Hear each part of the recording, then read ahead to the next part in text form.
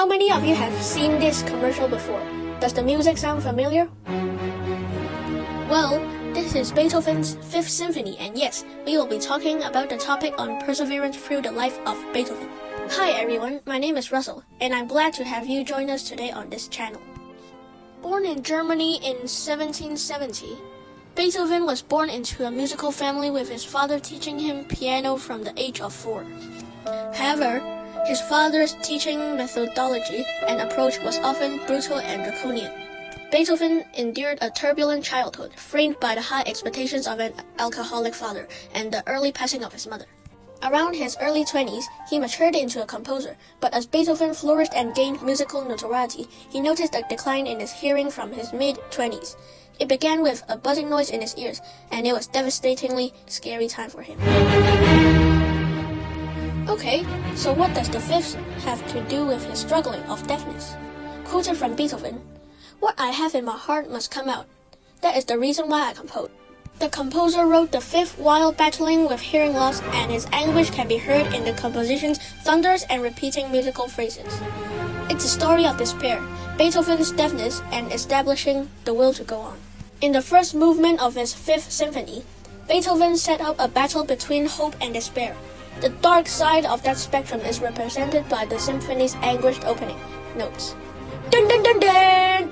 3 short notes, followed by a lingering fourth, which is a single rhythmic motif, which serves as the building block for most of the movement. This rhythm has been said to be called the fate motif, because it suggests the figure of fate knocking at the door.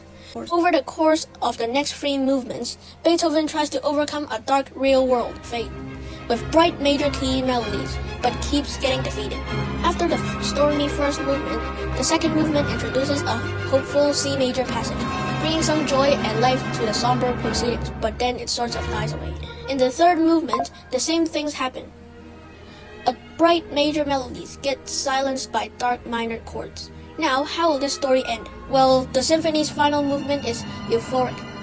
The horns makes this beautiful, heroic melody, and then the orchestra has these big chords so that it feels like you've conquered something that has been bothering you for your whole life. For Beethoven, the symphony's ending wasn't just about delivering a bright major key melody.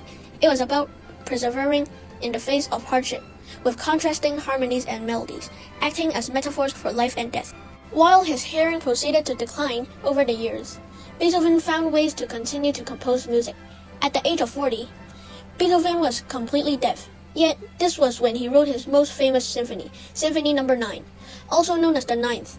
This is a groundbreaking piece because the Ninth included vocal soloists and a choir in its final movement, the movement known as Ode to Joy. This symphony reflects Beethoven's philosophical musings on freedom and democracy, depicting a journey from darkness to light through the contrasting musical themes. So how was Beethoven able to compose his greatest symphony when he had lost all hearing? Well, as a great composer, there's no doubt he could put together music in his mind without being able to orally hear. Also, it is said that Beethoven used techniques to physically feel music and notes in his body. This included holding a pencil in his mouth and resting it against the piano so he could feel the vibrations of the notes against his lips. Beethoven's life ended shortly after the debut of his iconic work at age 56, yet he left an indelible legacy of profound and vibrant music, epitomized by the Ninth. This symphony was not only a personal triumph for Beethoven, but also a significant cultural milestone in the history of classical music.